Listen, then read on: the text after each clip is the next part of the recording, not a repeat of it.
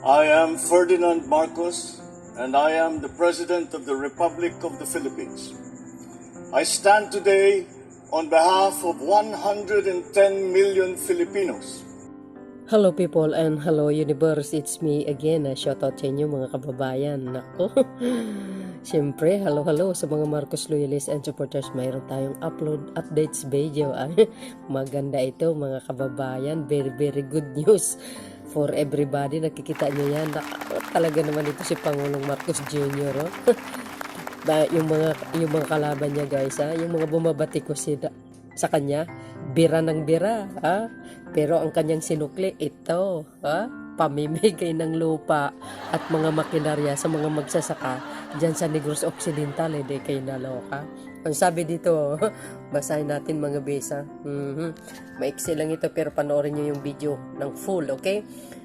Sabi ng PCO yan, President Ferdinand R. Marcos Jr. on Monday distributed 4,724 certificates of land ownership award, which is ang CLOA, and electronic titles, e-titles to 2,797 agrarian reform beneficiaries, ERBS, in Negros Occidental as a part of the administration commitment to distribute land titles to all beneficiaries. Hindi kayo nalok.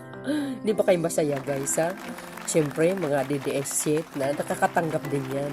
Posible kayo talaga, April 8 yan, 2024, BBM distribute lands titles to over 2,000 agrarian reform beneficiaries in Negros Occidental, provided 69.17 million worth of assistance to beneficiaries.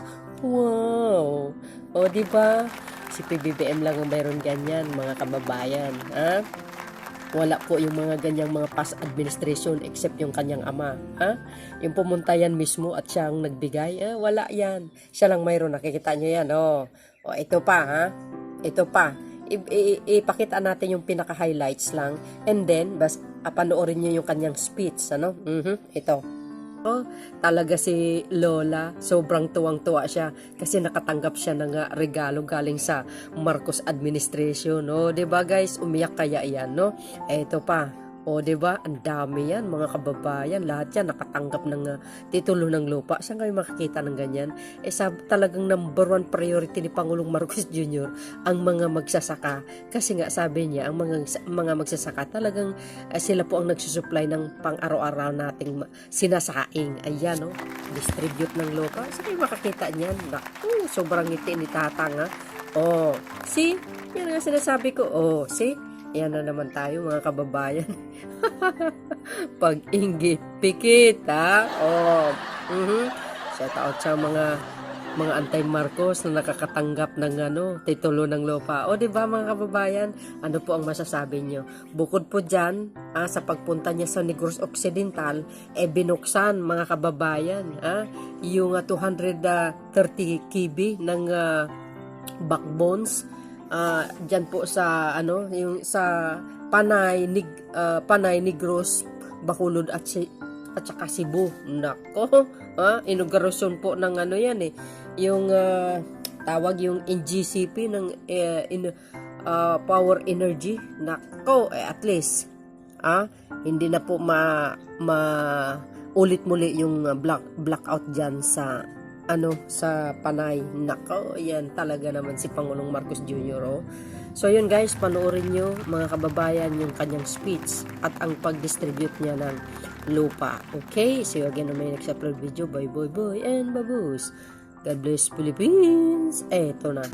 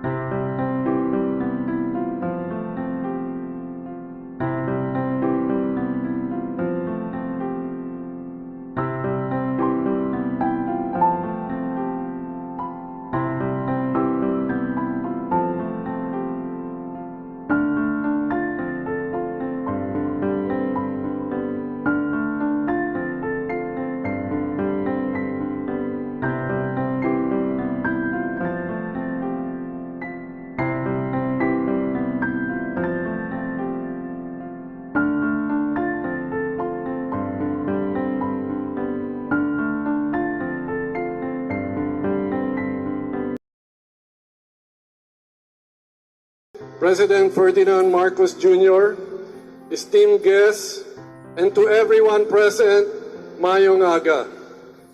The Comprehensive Agrarian Reform Program of the Philippines stands as one of the most decisive strategies Wow. in our history to address the centuries-old issue of landlessness in rural areas.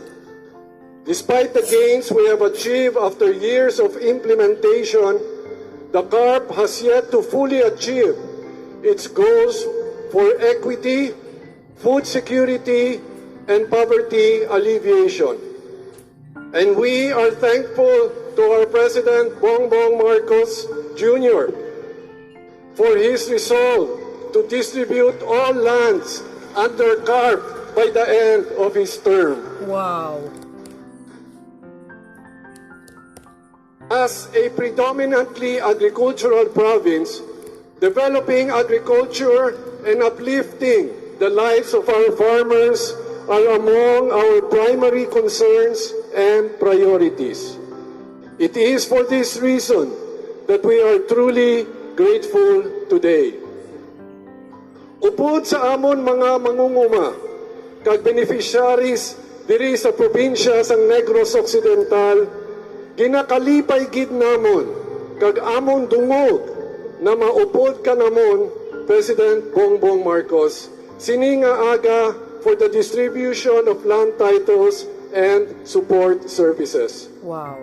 This morning's distribution of thousands of certificate of land ownership covering thousands of hectares of land Wow. to thousands of Negrense agrarian reform beneficiaries along with support services such as farm machineries, equipments, farm-to-market roads, and the tulay ng Pangulo para sa kaunlaran pang-agraryo Yes. marks a significant step towards our goal of improving the socio-economic conditions of our farmers and the overall political development of the Philippines. Wow. Kung ang aton agrikultura magauswag man ang kabuhi sang aton mga mangunguma upod sa tagsa nila ka pamilya. Kag aton man masuguran ang seguridad sa pagkaon. I extend my utmost appreciation to the Department of Agrarian Reform, together with the Department of Agriculture, for working tirelessly to support our agrarian reform beneficiaries. With that, I welcome our President to our beautiful province and everyone who made this eventful day possible for Negros Occidental. Again, my heartfelt gratitude, and may God continue to bless our province and country. Mabuhay ang bagong Pilipinas!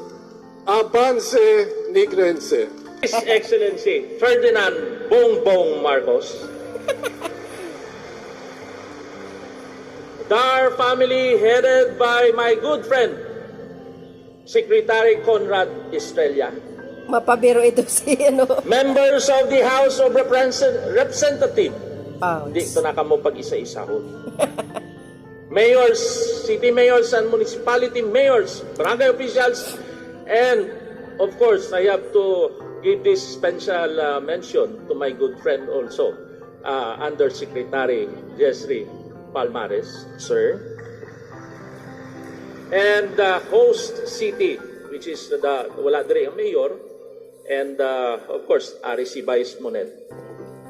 City councilors and councilors, municipality councilors, guests, beneficiaries, good morning.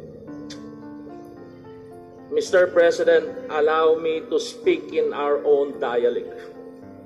Madamo gid nga salamat sa aton nga pinalangga nga presidente nga wala gid kita nagsala sa pagsuportar sa iya.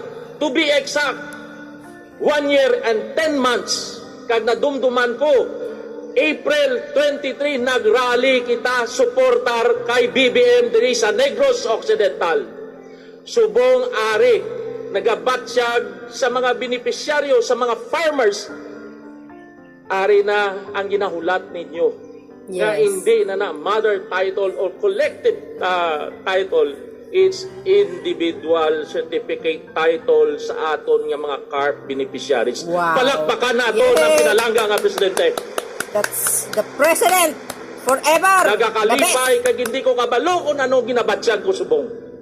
Siyempre, masaya ako. Nga No? kasakuon sang aton pilalangga nga presidente kag sang aton nga secretary sa Department of Agrarian Reform, pero naghatag sang ilang nga oras sa pag-atubang sa 4,200 beneficiaries Dami. sa bilog nga Negros Occidental, sir. Wow. Naiyak naman ako dito.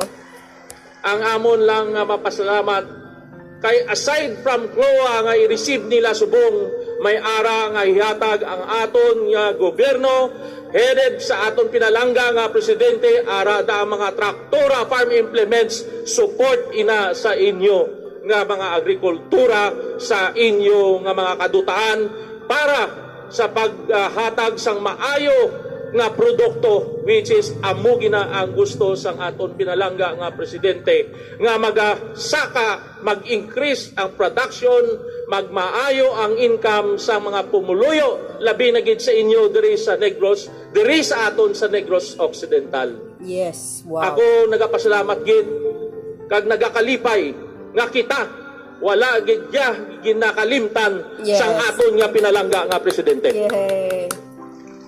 Sir, my good friend is just like family to me.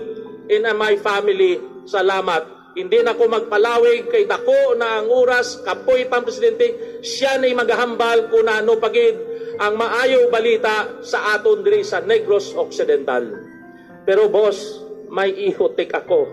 Yung hutik sa amin, bulong, may ibulong lang ko mamaya sa iyo. For the good of Negros Occidental also. So maybe later. Thank you very much. May God bless us all. God bless you. Yeah. Para sa isang audiovisual presentation.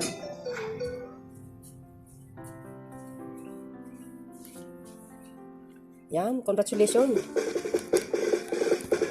Ngayong April 8, 2024, si Pangulong Ferdinand R. Marcos Jr. kasama ang kalihim na kagawaran ng Reformang Pansakahan, Conrado Estrella III, ay mamimigay ng mga Certificates of Land Ownership Award at electronic titles sa 2,797 agrarian reform beneficiaries na mga Negrense. Paghahatian ng mga ito ang mahigit 2,550 hektaryang lupain. Sa nasabing numero ng mga benepisyaryo, 1,551 dito ay mga ARBs mula sa mga kabayanan at kalungsuran sa hilagang bahagi ng Negros Occidental, kung saan ay kanilang paghahati-hatian ang mahigit 1,426 hektaryang lupain. Samantala, ang natitirang mahigit 1,124 hektaryang lupa ay paghahati-hatian naman ng 1,246 na mga ARBs mula sa timog na bahagi ng lalawigan. Wow. Maliban dito, halos 70 million pesos na halaga ng mga support services ang tatanggapin ng mga agrarian reform beneficiaries organizations mula sa lalawigan. 59 million pesos dito ay halaga ng mga farm-to-market roads sa lungsod ng Bacolod at tulay ng Pangulo para sa kaunarang pangagraryo sa lungsod ng Talisay. Samantala, ang natitirang halos 11 million pesos ay kinabibilangan ng mga makinarya at gamitang pansaka kagaya ng traktora, mechanical thresher, floating tiller, hauling truck, grass cutter at marami pang iba.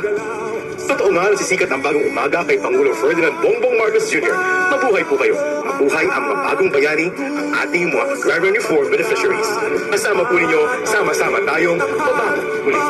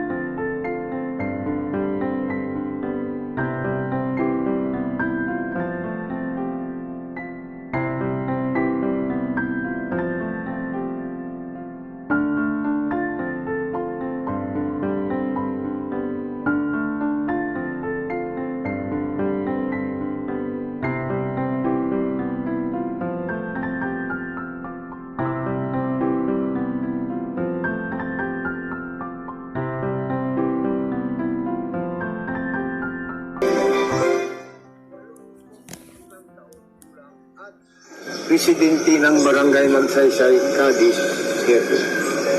Pauwanin na po sa aking busis dahil hindi ko po maunawaan ang aking naramdaman sa ngayon. Sobrang saya ko lang po dahil matapos ang halos 33 anyos, isang malaking karangalan para sa akin na mapagbilang sa mga magsasakang personal na nabigyan ng sariling titulo ng aking pinakamamahal Pangulong Ferdinand R. Marcos Jr. at ipinagbubunjing dar Secretary Conrado Cristina. Ito na po ang aking titulo. Hawak ko na po ito ngayon. Napakagandang pagmasdan ng paulit-ulit. Sa mga hindi nakakaalam, 1991 pa po binigay ang amin elected. Mabuti na lang dahil bago ko isalin ang mundong ito, naging ulay po kayo para pa sa kamay ko po ang akin sariling ito. Salamat, maraming salamat. Maraming salamat. Pangulo Ferdinand Bongbong Marcos Jr. Maraming salamat. Secretary Conrado Cristina. Inaanyayahan po namin si Ginoong Olaira na tumayo upang makilala. Maraming salamat. Guys, let me baka mamaya may magtatanong bakit ko kunti lang yung mga binigay na titulo ng lupa. Actually, mga kababayan, binigay na nauna, no? Diyan sa mga nakaupo, mga kababayan ng kanilang titulo ng lupa. Yung mga binigyan kanina, yun lang ipanakita para nang sa ganun makita naman ng lahat na talagang nagdi-distribute ng lupa ang ating mahal na Pangulo and Secretary ng DAR, mga kababayan. Kung nakikita niyo yan, yung mga nakaupo, natanggap na nila lahat yan. Yung mga natira kanina, para to showing to the public na nag-distribute talaga ng lupa. Alam nyo naman, mga anti-Marcos, sasabihin, kukunti lang ang binigay. Yun ang alam nyo. Manood kayo na lang. Hindi yung puro kuda, okay? Panoorin natin at pakinggan ang sinabi ni Secretary ng DAR. Ang ating mga kasama sa linyataduran, Undersecretary Kaisel Celeste, wala pa hong asawa yan, ipinapamigay na po namin, kaya kung may mga anak kayo gustong manligaw, magsabi lang po kayo. At siyempre ang ating napakasipag na Regional Director, si Attorney Sheila Enciso,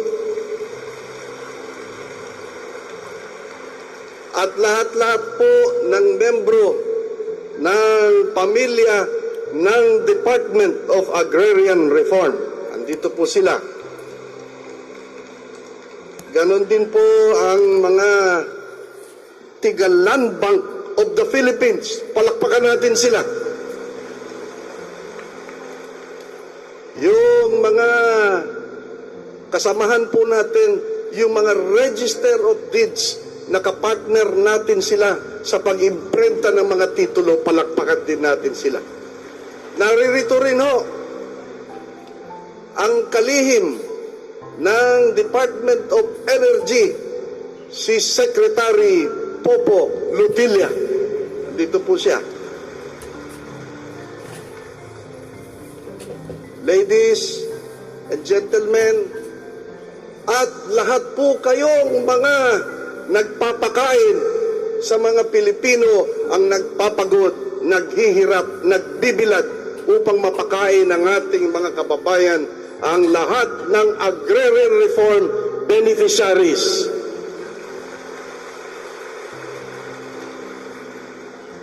Nainggit ko sa mga naunang nagsalita sapagkat sila ay nagsasalita ng Ilonggo. Ako po ay isang Ilocano, pero susubukan ko pong magsalita ng Ilonggo. Maayong aga gid sa inyo nga tanan.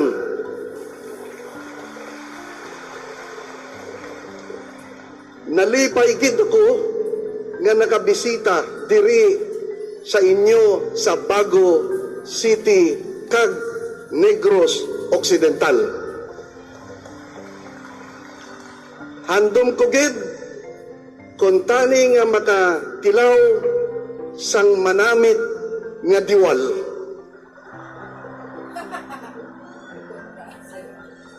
Pero daw wala gid akong ginyuhuman sang kapalaran. Kay sang Pebrero pa lang, gid ubos na kuna ni Vice Governor Jeffrey ang tanan nga diwal nga naggugwa sa dulid. Naintindihan ba ninyo yung sinabi ko? Mabuti pa kayo naintindihan nyo, ako hindi.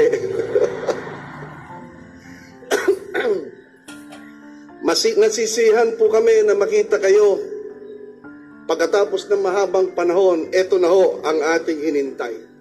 Noon pong panahon ng ama ng ating mahal na presidente, ang dating presidente, President Ferdinand E. Marcos Sr., humingi po ang mga magsasaka ng sarili nilang lupa. Binigyan natin sila at may kasama pang suportang iba-ibang bagay. Ngunit ang napamigay na lupa ay may kasamang utang.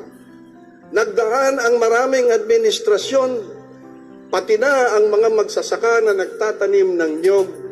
Nung una ay palay lang at mais, at isinama na pati nagtatanim ng niyog, ng tubo, ng pinya at iba-iba pang mga pananim ay isinama natin. Ganon din po nagkaroon ng iba't ibang administrasyon na bigay din ng lupa ngunit may kasamang utang. Ngayon po, umupo ang ating mahal na Pangulo, President Ferdinand Bongbong Marcos Jr.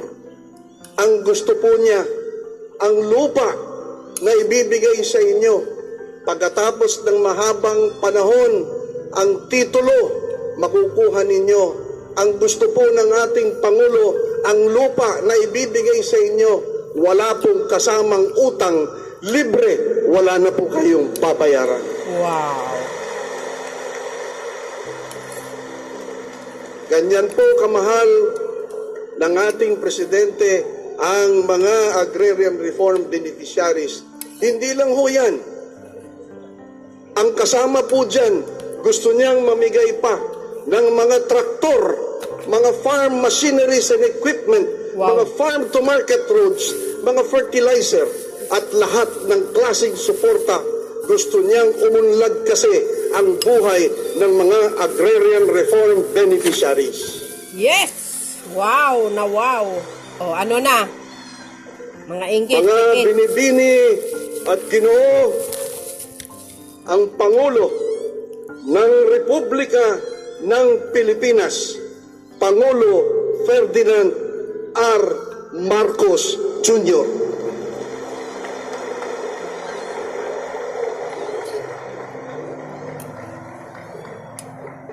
Maraming salamat sa ating butihing kalihim ng Department of Agrarian Reform, Secretary Conrad Estrella.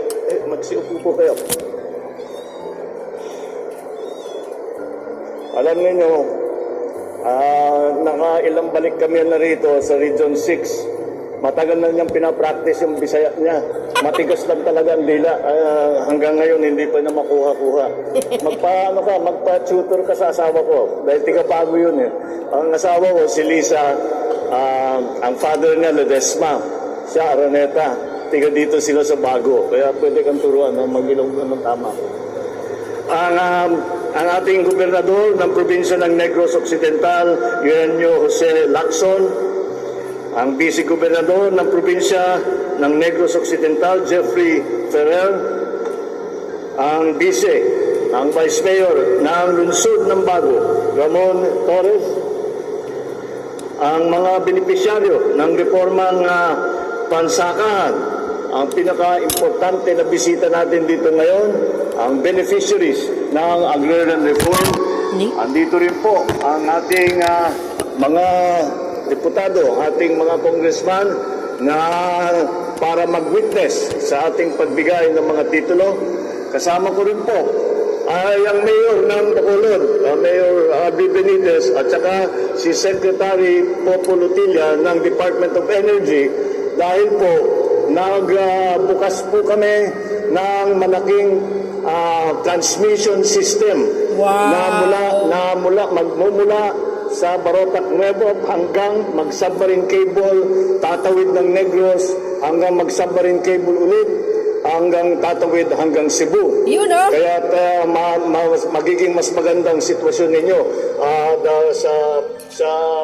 Kung minsan ay nagiging problema, ang power, ayusin na po natin yan.